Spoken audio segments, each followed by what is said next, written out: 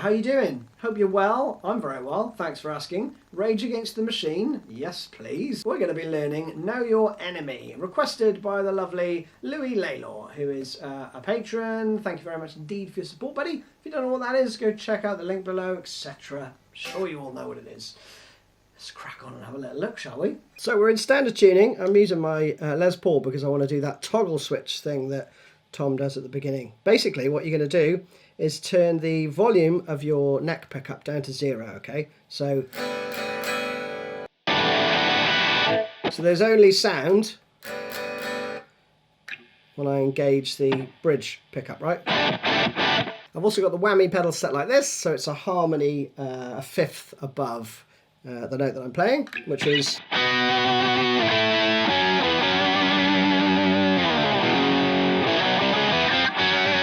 which in itself is a lot of fun, frankly. So, let's crack on with the first bit. Basically, you're going to need to be able to press down quite hard on the strings, right, to get... And in conjunction with that, you're going to flick the pickup down for each note. The riff itself is all 8th notes, so you think of this like your plectrum, which you're going to be doing 8th notes. So the riff through to speed is...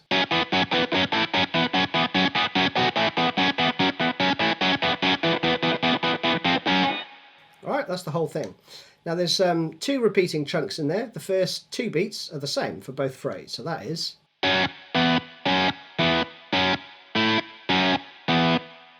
That's it, right, for the first 2 phrases, identical. 9, 7, 9, 7, 9. Then you've got to hammer on with your first finger on the 7th fret on the next string up. So that's where you need to press quite hard, really. The 9-7 stuff,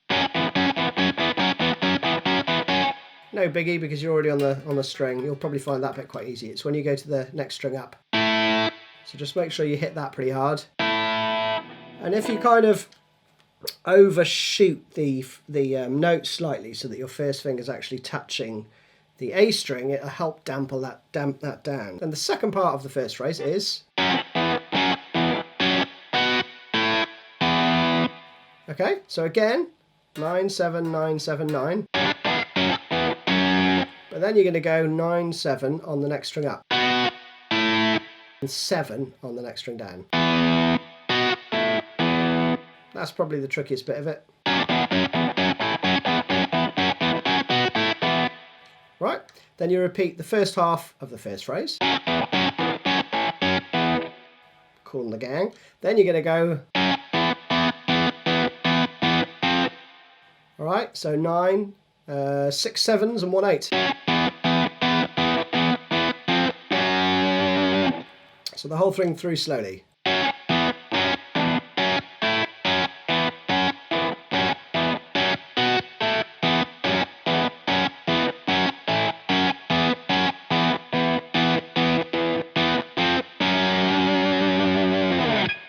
And that's it. Then we are into this goodness.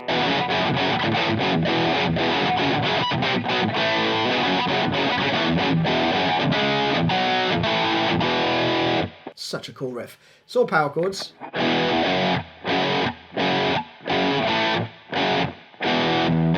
Most of it's staccato as well, apart from the last 2 chords in the first bar. Okay, so it's down, up, up, up, up, down, up.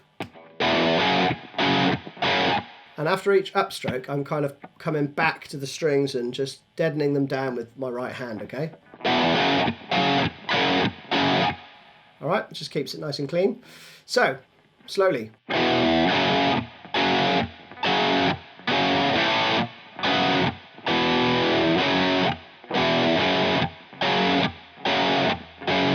At that point, you're going to play 3, 2, 0 on the next string up.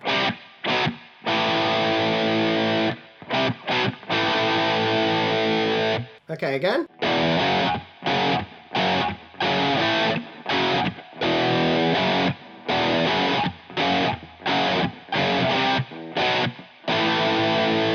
Second time round, you're going to do the same thing, but on the second bar, you'll go whack, up.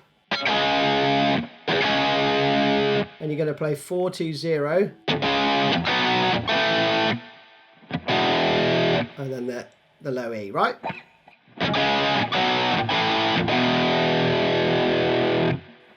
You play that around about 4 times, I think. So, the whole thing through slowly.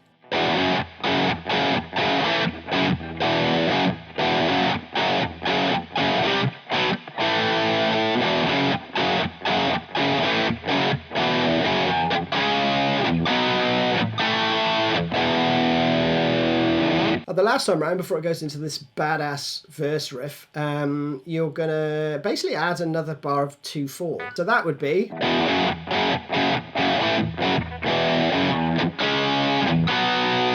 That's the bar of 2/4. And that rings out for 4 beats, right? So 1, 2, 3, 4. But you do a little trill on the 2nd fret on the G string with the chord held. And then you do a little slide from the 15th fret. So that would be...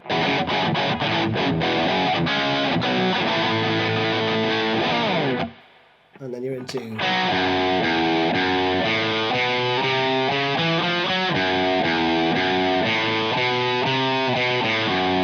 It's just immense. It's so fun to play.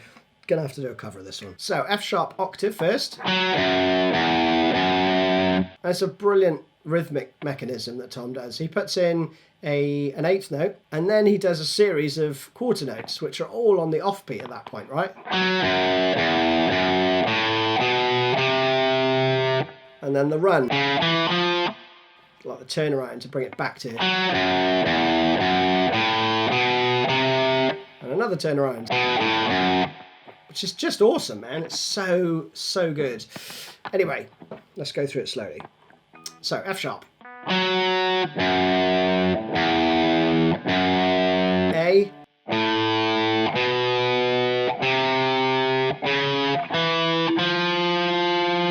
Alright, it's all just sort of bluesy chromatic stuff. And then resolve to the F sharp.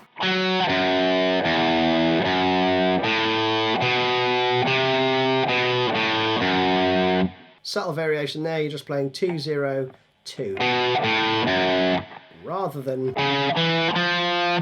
the ascending one. Alright, that is it. Another fill coming out of the main riff. That one is he goes to this before he goes back into the verse. So that in context. Which is just the 7th fret and the 9th fret, I think, on the D and the G. You might even hit the extra.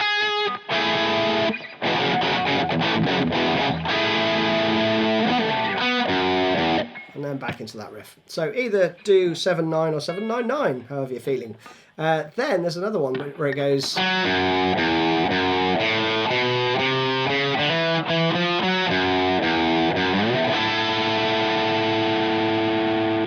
I think there he's playing 9, 9, 10. Okay, so. In fact, I think that's staccato there. I think it does that. Next riff, I think, comes before the solo. This is awesome too. It goes like this.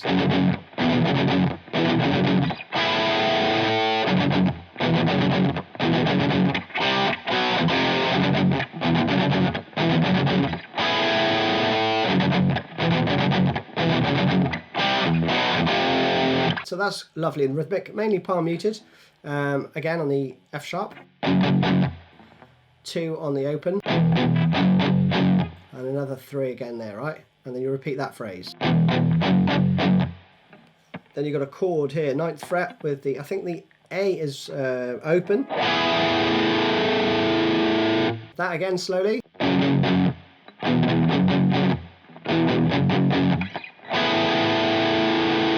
Okay, and then the second time.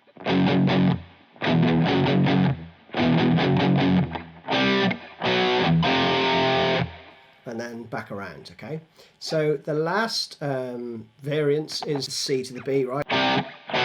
Then to an F, but you do a little whack before. So it's...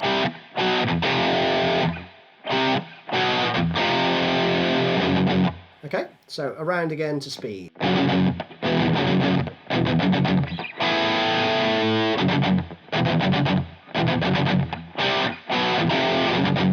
haven't had a chance to do the solo yet, so if you do want the solo, then comment below and we will make that happen, okay? It's like the little hand gestures. Oh yeah. So coming out of the bass fill, you hear this type thing. I'm not exactly sure how he's doing it, to be honest. I don't know if he's using his whammy to kind of bring the notes up to pitch in conjunction with his flicky or what. But if you set your whammy pedal to dive bomb setting, so when it's in its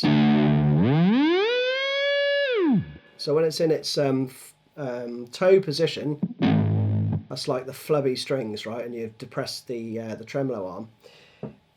Well, as you play the note, if you pull it back, so you get this. So you pull it back quite quickly. So what I'm playing there is the 15th fret on the B string. That's the pitch it's going to arrive at. So I'm in heel position now on my whammy pedal. So if you push it down and then play like that, okay, as you pluck the note.